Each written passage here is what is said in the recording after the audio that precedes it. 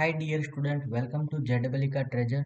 हम स्टैंडर्ड 11 12 के मैथ्स के चैप्टर नंबर 21 3D ज्योमेट्री का जेडबल का मोस्ट इंपोर्टेंट क्वेश्चन सोल्व करने के लिए जा रहे हैं। तो हमारे पास क्वेश्चन है the distance of point 1,2,3 from the x axis is what. तो यहाँ पे हम लोग एक पहले 3 डायमेंशनल ज्योमेट्री के रिगार्डिंग स्ट्रक्चर बना लेते हैं। ये हमारी एक्स एक्सिस हो गई, ये हमारी वाई एक्सिस हो गई और ये हमारी जेड एक्सिस हो गई। ओके, एक पॉइंट यहाँ पे पॉजिटिव है, यहाँ पे पॉइंट है, इसका एक्स एक्सिस से डिस्टेंस क्या होगा वो हमें फाइंड आउट करना है। एक्स एक्सिस से जो परपेंडिकुलर डिस्टेंस हमें लेना पड़ेगा, यहाँ पे परपेंडिकुलर एंगल बन रहा है। Okay, now a point A is equal to हमारे पास क्या है 1,2,3। ओके, नाउ अब यहाँ पे उसका एक्स एक्सिस से डिस्टेंस लेने के लिए हमें पहले यहाँ पे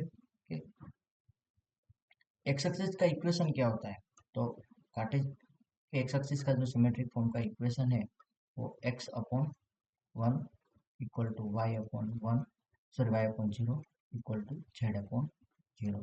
सो यहाँ पे हमारे पास a की वैल्यू क्या होगी, a की वैल्यू तो 0,0,0 होगी और l की वैल्यू होगी vector l is equal to क्या होगा 1,0,0। ना इसके रिगार्डिंग इसको हम ऐसा लिख सकते हैं कि 0 आई कैप 0 वाई कैप 0, और यहाँ पे होगा 1 आई कैप बाकी 0 जे कैप प्लस 0 के कैप। ओके, ना अब यहाँ पे हमारे पास ए इसका तो 0 I cap plus 0 J cap plus 0 के कैप। ओके, और यहाँ पे हमें जो पॉइंट गिवन है उसके लिए पोजीशन वेक्टर उसका क्या हो जाएगा 1 आई कैप प्लस 2 जे कैप प्लस 3 के कैप। ना तो हमें यहाँ पे डिस्टेंस के लिए क्या करना पड़ेगा कि ए इसको पोजीशन वेक्टर पी के दे, तो पी माइनस ए करेंगे तो p माइनस ए की वैल्यू में यहाँ पे क्या मिलेंगे, तो 0,0,0 ही है तो हमारा ए ही रहेगा। ठीक, आई कैप प्लस 2 जे कैप प्लस 3 के कैप और यहाँ पे एल तो हमारे पास है। तो डिस्टेंस का फॉर्मूला क्या होता है, distance is equal to P minus vector A minus vector P into vector L upon इसका मॉड्यूलस और नीचे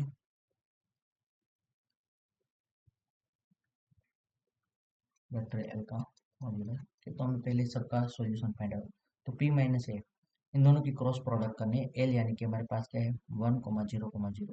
तो पहले यहाँ पे हम लोग इन दोनों की प्रोडक्ट के लिए ले रहे हैं, तो आई कैप प्लस जे के sorry I cap J cap के कैप के इसको सोल्व करना कैसा होता है डिटर्मिनेंट के टर्म में, तो यहाँ पे 1 2 3 और यहाँ पे 1 0 0। ना अब यहाँ पे आई कैप का जो कौन टर्म होगा वो क्या होगा, तो यहाँ पे 0 इंटू आई कैप ब्रैकेट में 0 माइनस 0 माइनस जे कैप, तो 0 इंटू 1 0 और 1 इंटू 3 तो -3 होगा, 0 -3 प्लस के कैप के लिए 0 इंटू 1 यानी कि 0 और 1 इंटू 2 तो क्या होगा, तो 0 -2।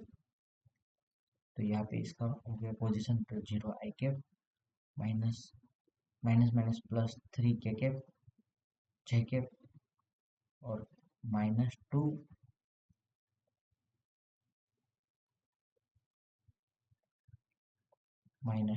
के कैप। ठीक, तो यहाँ पे इसका पुट कर दो 0 I cap plus 3 J cap -2 के कैप और नीचे एल एल यानी कि 1 आई कैप प्लस 0 जे कैप प्लस 0 के कैप।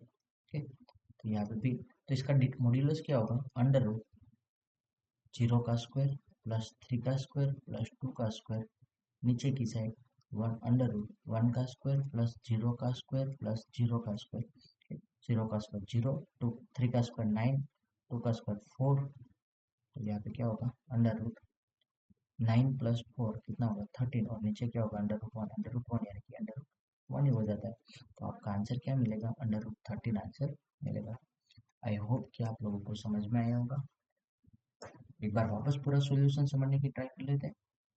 तो फर्स्ट ऑफ ऑल हमें जो यहाँ पे गिवन है कि आपके पास क्या कहा है कि the distance of the point, के पॉइंट का एक्स एक्सिस से डिस्टेंस क्या होगा।